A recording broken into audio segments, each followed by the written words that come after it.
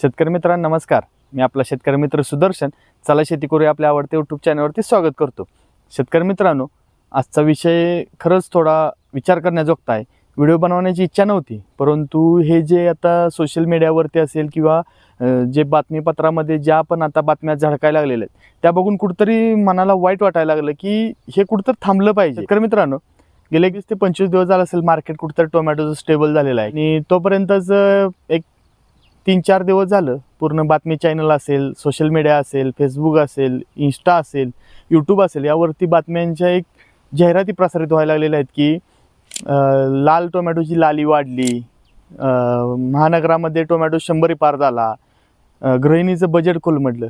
खरंच मला ह्या व्हिडिओवरती एक खंत वाटायला लागलेली आहे की जे पण पत्रकार आहेत त्यांना खरं तर थोडं TRPचा विषय बाजूला ठेवून त्यांना हा पण विचार मनामध्ये आला पाहिजे होता की गेली 4 महिने झाले टोमॅटो मार्केट 10 ते 20 रुपये दराने चाललेलं आहे. ह्या दरामध्ये त्या शेतकऱ्याला खरंच बाबा पैसे मिळत आहेत का? त्याच्या फार्मवरती जाऊन त्याची पूर्ण मुलाखत घेऊन किंवा त्याचा पूर्ण माहिती घेऊन त्यांनी खरं ही बातमी प्रसारित करायला पाहिजे, पण नाही.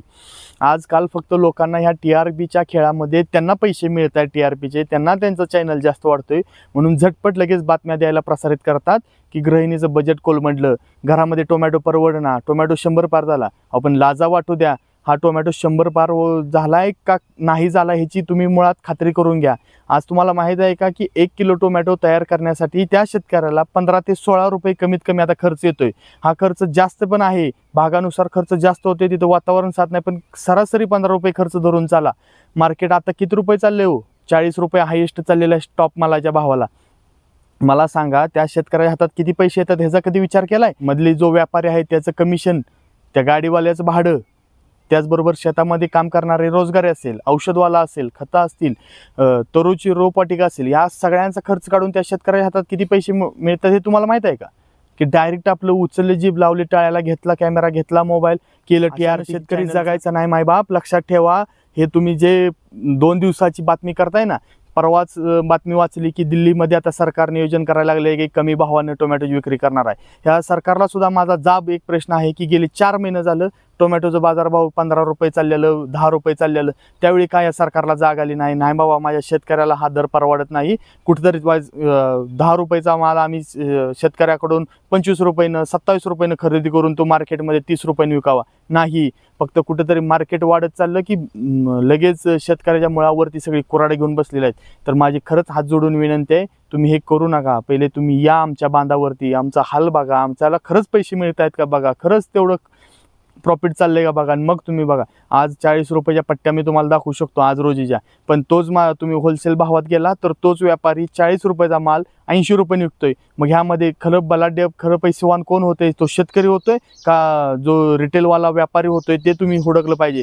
तुम्ही त्या व्यापाऱ्यावरती टीम बसवा की बाबा नाही, तुम्ही होलसेलनं माल खरेदी केलाय त्याच्यावरती 10 रुपये 15 रुपये एक्स्ट्रा काढून तुम्ही माल विका. का तुम्ही दुप्पट पैशाने विकणार? 40चा माल 80 रुपयाने विकणार आणि त्या 80 रुपयाची कुऱ्हाड डायरेक्ट ह्या शेतकऱ्याच्या घावावर येते.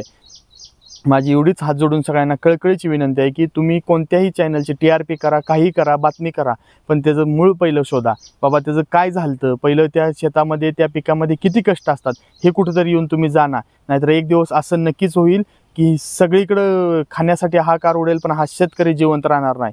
मायबाप, जर तुम्हाला हा व्हिडिओ आवडला तर नक्कीच जास्तीत जास्त शेअर करा. इतका शेअर करा की त्या सरकारपर्यंत हा व्हिडिओ पोहोचू द्या, त्या मीडियावाल्यांपर्यंत हा व्हिडिओ पोहोचू द्या आणि त्यांनाही आमच्या शेतकऱ्याची ती जाण ती कळू द्या की बाबा नक्कीच काहीतरी चुकतंय आणि आपण चुकीच्या TRPसाठी ह्या बातम्या प्रसारित करतोय. शेतकरी मित्रांनो, आजचा व्हिडिओ आपल्याला कसा वाटला मला कमेंट करा आणि हो, जास्तीत जास्त लाईक आणि शेअर करा.